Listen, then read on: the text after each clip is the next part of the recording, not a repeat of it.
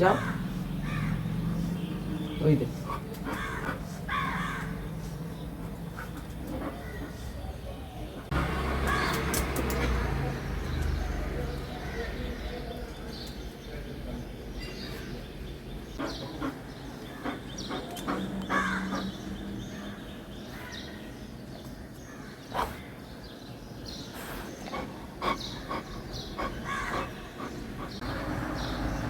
শুভ সকাল, good morning. আজকে শনিবার। এই যে সূর্য দেখিয়ে দিলাম।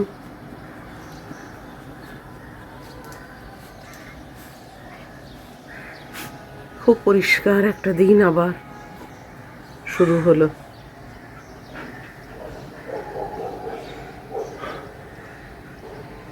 পরিষ্কার আকাশ, সুন্দর একটা দিন। আর তার মধ্যে আমার সুন্দর একটা মেয়ে। এই যে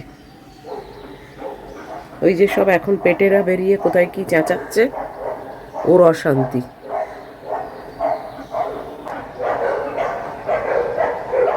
সব হাঁটছে।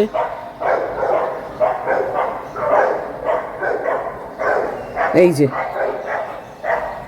দেখাই তোমাদের, এই ছোট মানুষটা চেঁচাচ্ছে। বলো, এটা একটা ছোট বেবি।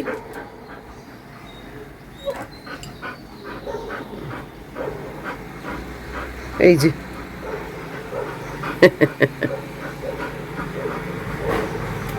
আরে একে দেখো। Everyone, good morning. কেমন আছো তোমরা সবাই?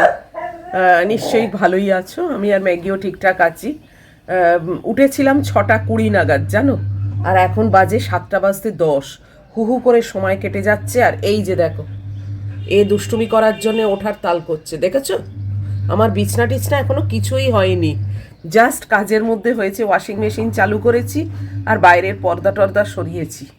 খুব সুন্দর দিন, জানো, মনে হচ্ছে বারান্দাতেই দাঁড়িয়ে থাকি। মানে এত সুদিং আর এত মানে কাম একটা কমফোর্টেবল ব্যাপার না, মানে কি বলবো, ঠিক এক্সপ্রেস করতে পারছি না। সব জিনিস তো আর ভাষায় প্রকাশ করা যায় না, তাই না? কিছু কিছু জিনিস মানে ফিলিংসের ব্যাপার। তো সেটাই আর কি, মনে হচ্ছে যেন বারান্দায় না একটা চেয়ার নিয়ে চুপচাপ বসে থাকি। কিন্তু তা তো সম্ভব না। উঠে পড়েছে কিন্তু, জানো তো, আমার মহিলা উঠে পড়ে শয়তানি করছে। যাই হোক, চলো লেগে পড়ি কাজে। আর কি, এইসব নিয়ে মন খারাপ করে তো লাভ নেই সকাল থেকে। আর কাজের মধ্যে থাকাই তো ভালো, তাই না? শরীরও ভালো থাকবে আর সময়ও কেটে যাবে। চলো, পরে আবার আসছি। একে দেখো, এ প্রত্যেক দিন আজকাল আমার বিছনায় উঠে এরম করছে, আমার চাদরটা ছিঁড়ে দেবে। ম্যাগি, ম্যাগি, মামামের এই চাদরটা আমি গায়ে দিই, এটা যদি ছিঁড়ে যায় তোমাকে এইটা গলায় বেঁধে বার করে দেবো রাস্তায়। ম্যাগি, কি কি হয়েছে? সবাই দেখছে, তোমার ম্যানেজারি পদ গেল। তোমার আর কোনো চান্স নেই, জানো তো, হয়ে এসছে তোমার দিন শেষ, পদ শেষ। আমার মুনমুনির খুব রাগ হয়ে গেছে, কেন কে জানে। মাম্মাম সকাল থেকে কেন ক্যামেরায় কথা বলছে? আমি কি নেই? আমার সঙ্গে কি কথা বলা যায় না? হ্যাঁ, মাম্মাম কেন কথা বলছে? ম্যাগি, আমার চাদর ছিঁড়ে যাবে। এই মেয়েটা, এই অসভ্য মেয়ে।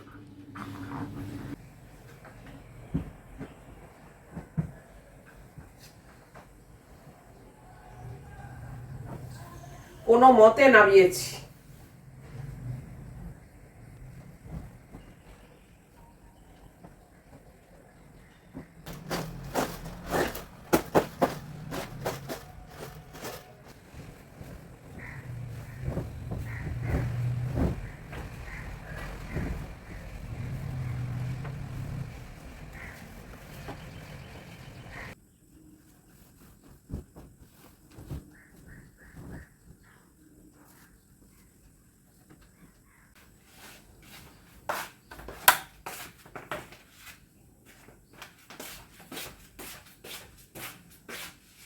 থাকো আসছি।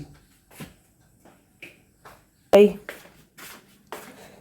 এ কিন্তু একটু একটু করে বড় হচ্ছে জানো, ছোট ছোট পাতা বেরোচ্ছে।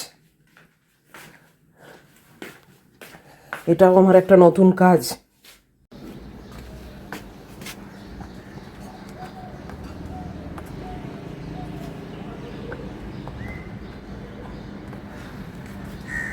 এই যে থাকুক, রোদ খাক।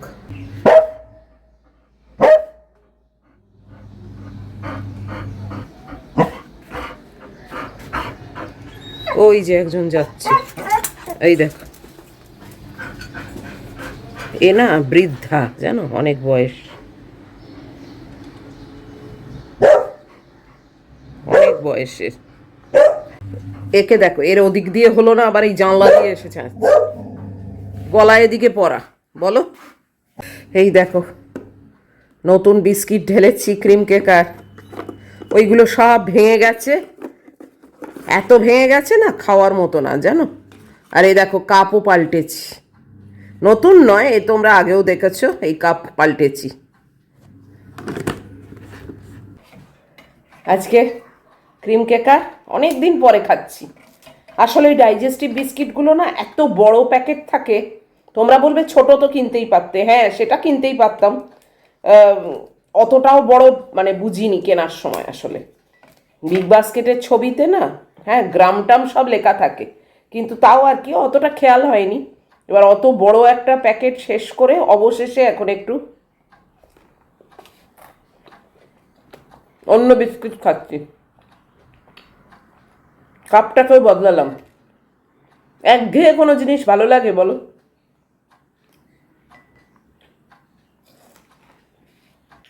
আজকে মনে করেছিলাম ওই মাছের কাঁটা তেল বাচ্চুদা এনে দিয়েছে, সেটা দিয়ে আজকে সেই 5 মিশালি একটা বড় করে চচ্চড়ি করব, কিন্তু না। বেশ কয়েকজন তোমরা লিখেছো, আমার হোয়াটসঅ্যাপেও লিখেছো ওই মায়ের যে রেসিপিটা ডিম আলুর তরকারি, ওইটা তোমরা দেখতে চাও। তাই ভাবলাম যে আজকে তাহলে সেটাই করি, একটু বড় করে আজকে করব, যাতে রাত্রিরে রুটি দিয়ে খাবো, সকালে ভাত দিয়ে খাবো। আর লাল শাক ভাজা করব, কেননা লাল শাকগুলো নষ্ট হয়ে যাবে।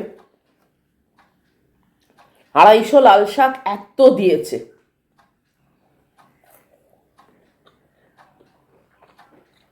এই মোটামুটি মেনু। একটা মাছ ভাজা করব হয়তো, দেখি সে মাছেরটা ব্যাপারটা জানি না, ওকে তো মাছ দেবো, ও আজকাল মাছ দিয়ে মেখে দিলে তাড়াতাড়ি খেয়ে নিচ্ছে, যে কদিন চলে আর কি। তারপর হয়তো মাছ দিয়ে মেখে দিলে আর খাবে না। আসি, ওই বাপির আওয়াজ হচ্ছে, আসছে দেখো, ওই দেখো, দেখলে? আমাদের যেহেতু এটা ফার্স্ট ফ্লোর, তাই জন্যে মেনলি বাপি এই আমাদের যে ফায়ার এক্সিট আছে, যে stair case, emergency stair case, সেটা দিয়েই ওঠে, কারণ একটাই তো তলা, মানে বেসমেন্টের ওপরে আর কি, বেসমেন্টের ওপরে ডেক লেভেল, তার ওপরেই এটা ফার্স্ট ফ্লোর। তো যাই হোক, কালকে নাকি বিশাল বড় ভূমিকম্প হয়েছে, আর্থকোয়েক। তোমরা যারা যারা কলকাতা বা পার্শ্ববর্তী মানে জায়গায় আছো বা বাংলাদেশে আছো, তারা নিশ্চয়ই জানো, আসলে বাংলাদেশেই হয়েছে। এই দেখো আজকে বাপি সামনে দিয়ে নিয়ে যাচ্ছে, আর আমি ভুলে গেছি জানো। এই দেখো মহিলা,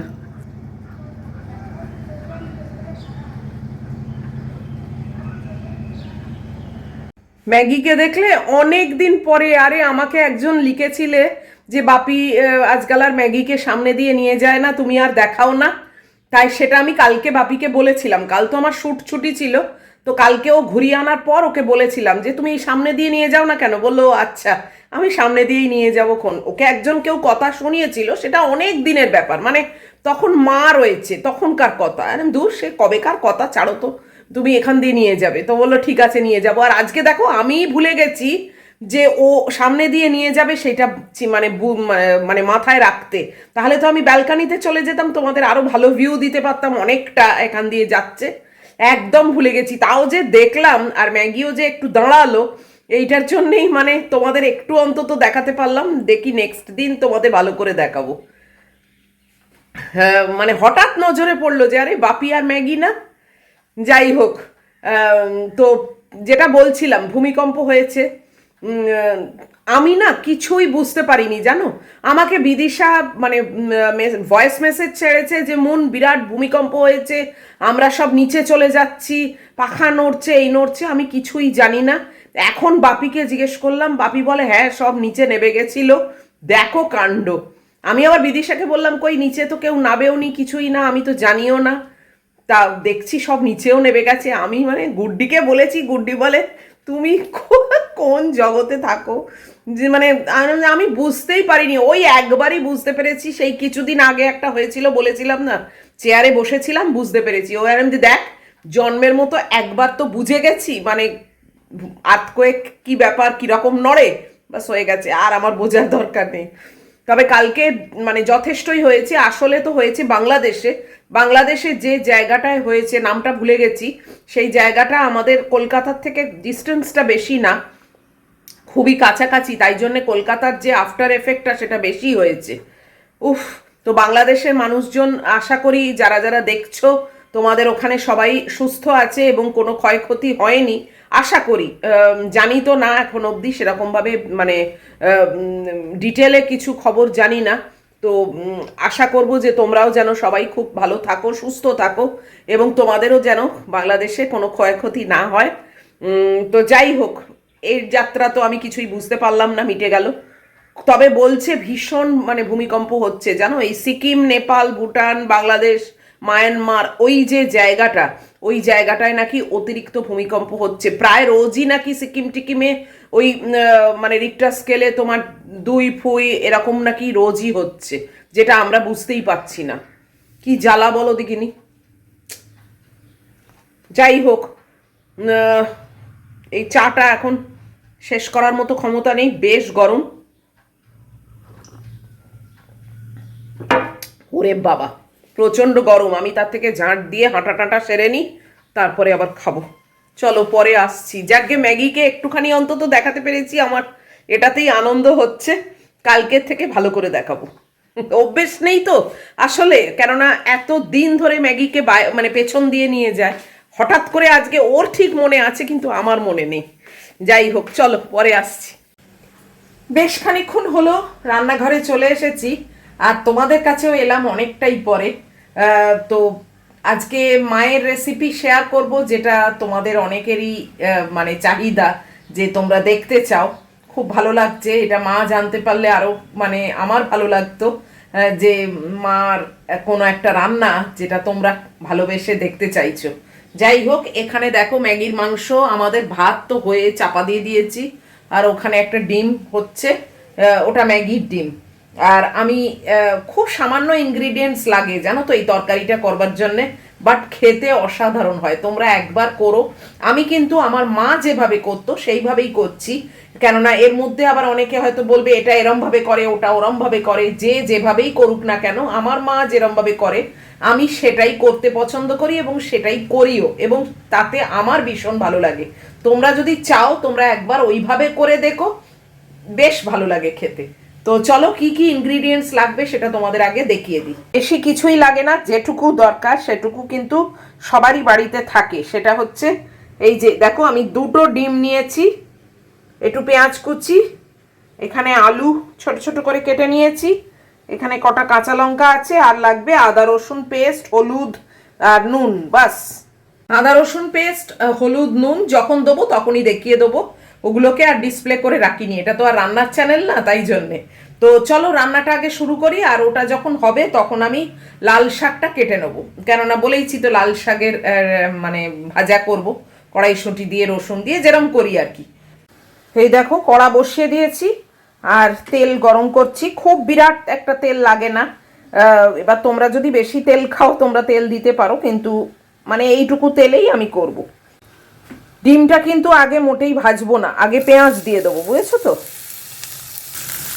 পেঁয়াজটাকে অল্প একটু ভাজা করে নেবো, একেবারে সে লালচে করেও নয়।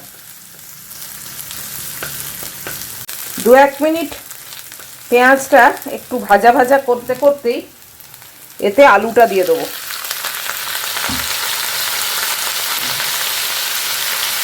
আর এই কাঁচা লঙ্কা দিয়ে দিলাম। খুব সিম্পল রান্না, খেতে কিন্তু দারুণ হয়। এবার আলু আর পেঁয়াজ একসঙ্গে একটু ভাজবো। আমার নিজের খুব ভালো লাগছে যে মায়ের করা রান্না তোমরাও যে দেখতে চেয়েছো বা তোমাদেরও যে খেতে ইচ্ছে হয়েছে, এটা আমার সত্যি খুব ভালো লাগছে। মা জানতে পারলে খুব খুশি হতো। এই আলুর ঝাল, পেঁয়াজির ঝাল, বেগুনের ঝাল, এই সবগুলো মাই করতো। হয়তো তোমরাও জানো, কিন্তু জানি না, আমার সেই মায়ের হাতের রান্নাই ভালো লাগতো। এবং আমিও যেভাবে করি সেটা আমি মায়ের রান্নাটাই ফলো করি। দেখো এটা একটু ভাজা ভাজা হচ্ছে, এতেই আদা রসুনের পেস্ট দিয়ে দিলাম, একটু হলুদ দিয়ে দিচ্ছি, আর এই স্বাদ মতো একটু নুন দিয়ে দিচ্ছি। এবারে এটাকে ভালো করে একটু কষিয়ে নেব। আমার এই কড়াটা না বেঁকে যায় আজকাল, কী যে মুশকিল হয়েছে। এই স্ট্যান্ডগুলো নতুন আছে, স্ট্যান্ড দেবো এবার লাগিয়ে। ওই ভাবছি যে কথা, মানে যে দিনটা চলে যায় আর। যাই হোক, এই যে একটুখানি কষিয়ে নেব। এই মিনিট 3-4 কষাচ্ছি। গ্যাসের ফ্লেমটা কিন্তু একদম কমে আছে, জানো তো। হাইয়ে দিয়ে করো না, তাহলে একটা লালচে ভাব এসে যাবে, পোড়া পোড়া মতো। এইবার সেই দুটো ডিম আমি দিচ্ছি, কিন্তু আমি ফ্যাটাইও নি, কিছুই না।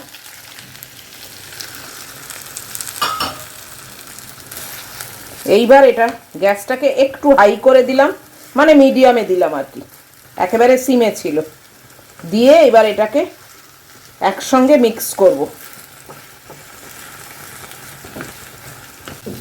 দারুণ খেতে লাগে, দারুণ খেতে লাগে।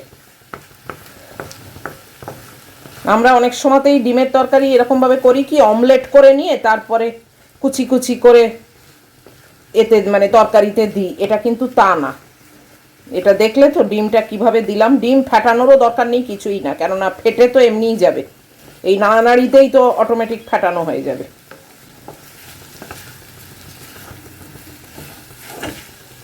ওই দেখো কড়াটা আবার না বেঁকে যাচ্ছে, মুশকিল হয়েছে। আমার গায়ে না পড়ে গেলেই হলো। এক্ষুনি মরতে চাই না, এখনো বাঁচতে চাই। আমার ম্যাগুটা রয়েছে, ও একেবারে অনাথ হয়ে যাবে গো আমি চলে গেলে। এখন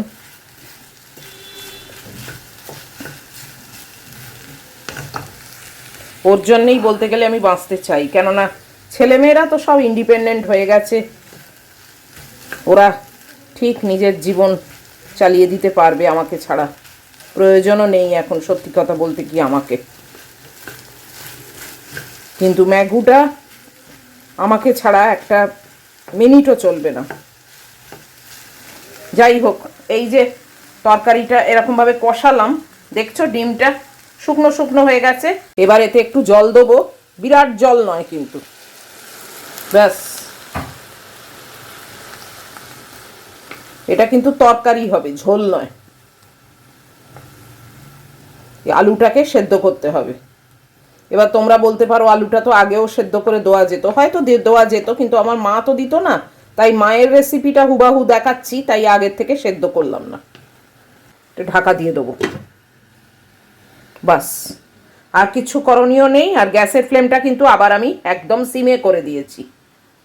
তো এটা হতে থাক, আলুগুলো যখন সেদ্ধ হয়ে যাবে তখন আবার দেখাচ্ছি। দেখলে আমার মায়ের রেসিপি এখনো অবধি। তারপরে কি করব না করব সেটাও তোমাদের দেখাবো। তো আগে আলুগুলো সেদ্ধ হবে ওইভাবে। তো চলো এখন আমি লাল শাক কাটি, আবার লাল শাক ভাজা করব, একটা ম্যাগির মাছ করব। মাছ মানে ভাতেতে মাছ মেখে দিলে তবে এখন ম্যাগু তাড়াতাড়ি খাচ্ছে, যতদিন চলে আর কি। তো যাই হোক, সেটাও ভাজবো আর লাল শাকটাও করব। সেই 250 লাল শাক কিনেছি, শেষ আর হচ্ছে না জানো। কেবলই বার করছি আর কাটছি। শুকনো হয়ে গেলে তো আর খাওয়া যাবে না। এইসব জিনিস কি আর রোজ রোজ ভাল লাগে বলো, কিন্তু কি করব, জোর করে খাচ্ছি শেষ করবার জন্যে।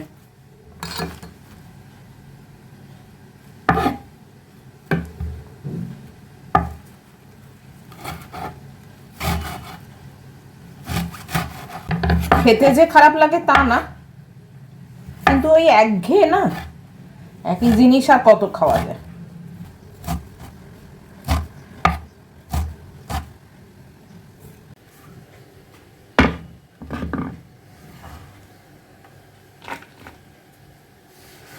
শাক জিনিস তো খুব ভালো করে ধুতে হয়।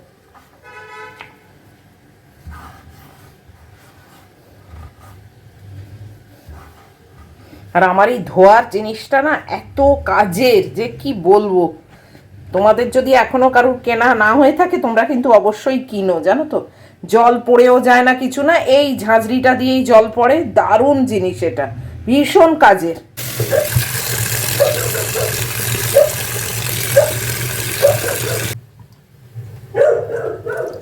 এই দেখো, চলো এটাকে খুলি এবার।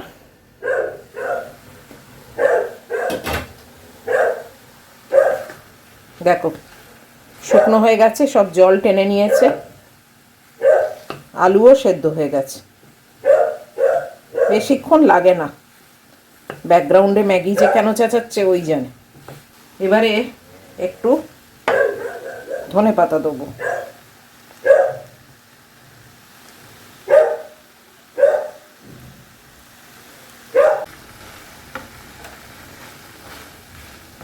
ধনেপাতা দিয়ে একটু মিক্স করে দিচ্ছি। আলুটা একদম সেদ্ধ হয়ে গেছে। এবার ওপর দিয়ে একটু সর্ষের তেল, মানে কাঁচা সর্ষের তেল ছড়িয়ে দেবো। আমি যদিও কোনো রান্নায় এই জিনিসটা ফলো করি না, কেননা আমি এক্সট্রা তেল খাই না, কিন্তু যেহেতু এটা রেসিপি তোমাদের দেখাচ্ছি এবং মাও করতো, তাই জন্যে আমি এটা হুবাহু মায়ের মতোই করছি।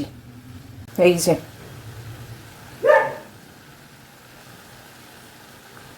অল্প একটু তেল দিলাম, তোমরা আর একটু বেশি দিতে পারো।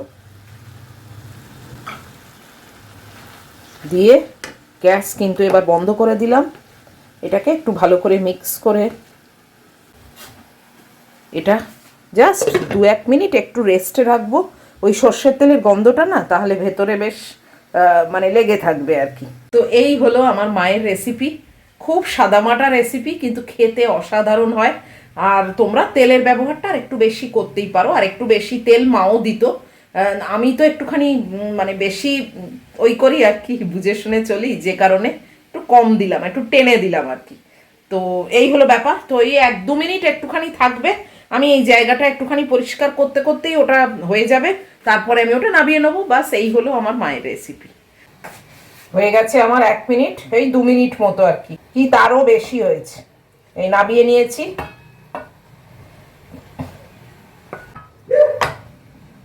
এই দেখো, যারা যারা দেখতে চেয়েছিলে আশা করব তোমরা এরকম ভাবেই করবে, যেরকম ভাবে দেখালাম।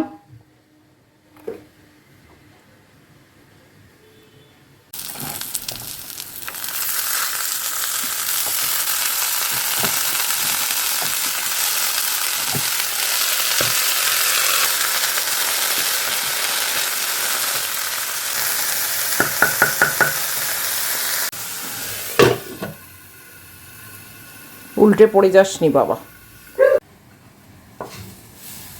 শাকটাও হয়ে গেল।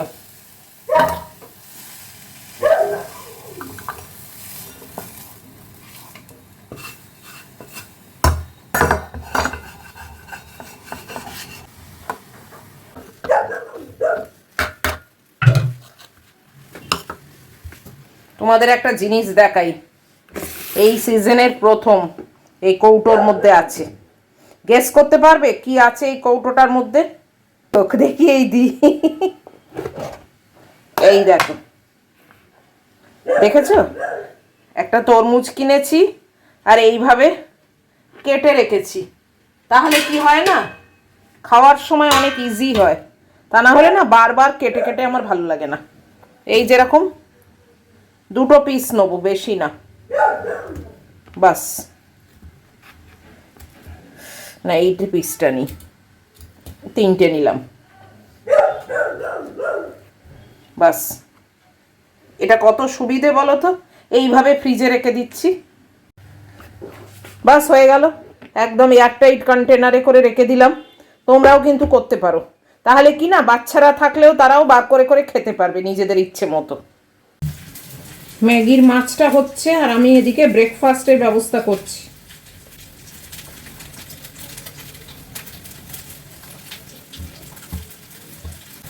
এখানে এই যে আপেল আর তরমুজ আছে, আর এখানে ওটসের ব্যবস্থা হচ্ছে।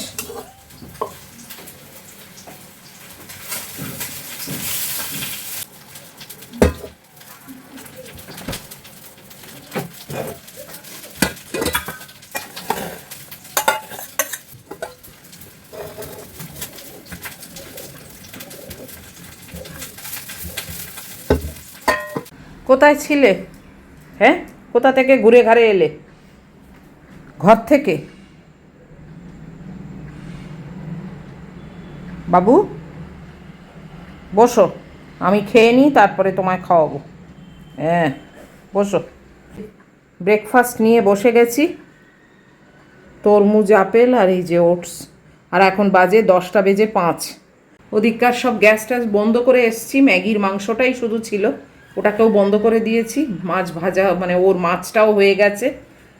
তো বাস আর কি, এখন ব্রেকফাস্ট খাই, তাই দেরি হয়ে গেছে। বলো কখন ওর খাবার এনে ঠান্ডা করব আর কখন কি করব। চলো এগোতে থাকি। ম্যাগি বসে গেছে খেতে, আর এই ম্যাগির খেতে খেতেই আমি আজকের এই ভিডিওটাই অবধি রাখছি, আর বাড়াবো না। যদি এত অবধিও তোমাদের ভালো লাগে তাহলে প্লিজ একটা লাইক, শেয়ার, কমেন্ট আর সাবস্ক্রাইব করো। অবশ্যই অবশ্যই দেখা তো হবেই আবার নেক্সট ভিডিওতে। আর মায়ের করা রেসিপিটা তোমরা যারা যারা চেয়েছো বা অন্যরাও যদি চাও ট্রাই করে দেখতে পারো, খুব সুন্দর খেতে হয়। তো চলো, খুব ভালো থাকবে, খুব সাবধানে থাকবে। Love you all.